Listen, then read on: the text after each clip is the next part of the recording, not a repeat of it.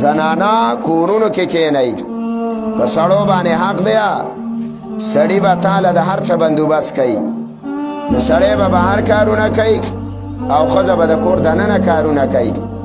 او په طور د ضرورت باندې زنانه بهر ته وتلی شي خدمات شي کولی خو مسله دا ده چې په حیا او په پرده کې بلا ضرورته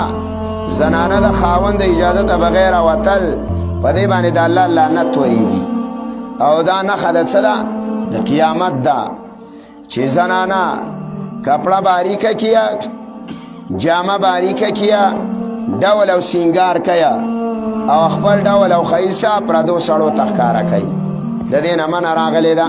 دا به نورو سړو ته مایله کېږي او دوی به ځان ته سړي مایله کوي د الله نبي ویا په داسې زنانه باندې د جنت بیم حرام دی جنت بی نشي لیدلی ته خو جنت د ښځو کارونه زمونږ زلمو ته پاتې شو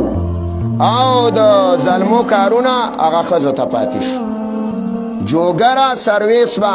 دا به هلکانو کرکټ او فوټبال له پخو کول اوس منډه دانات کلي بازار له لاړ شه چې کومه پیغله راتلله نو جوګر او سرویس به پخوي ولې دا د بوش نونه راغلي دي څه او یا د هندوانو نونه او خویندې راغلي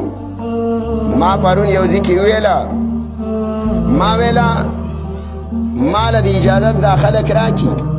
او زه د ځان سره یو لس اته طالبان بیمه د مارکیټونو د دې ښځو له او زه دې دا برخې راټولومه خو د دې خلکو ښځې نه وي او د دې خویندو نونه نه وي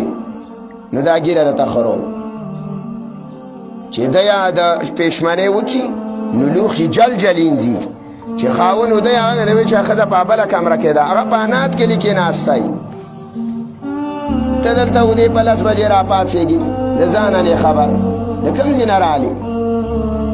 مارکیټ ته لاړمه د اختر نه د روژې نه مخکې یو کپړې مې ته اغوستې وې پیسې مې ادا کولې نو دوه جینکۍ پکې دي زنانه نو هغو ته برخې ایښې دي هغه زنه خو ته زما په شان رومال جوړ کړی او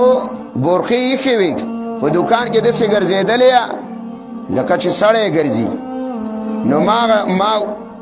چې خیال وکړم چې ښځې وسدي نو ما هغه کس ته وویل ماله لکه ما راوځه دا روپۍ دله درکړم نو چې هغه دې ورته شو نه دا خو د دې علاقې زنانه دي نه نه یا دې بلې ته ویه وی ګل ملا دی زر زر یې برخې راواغستې شپسې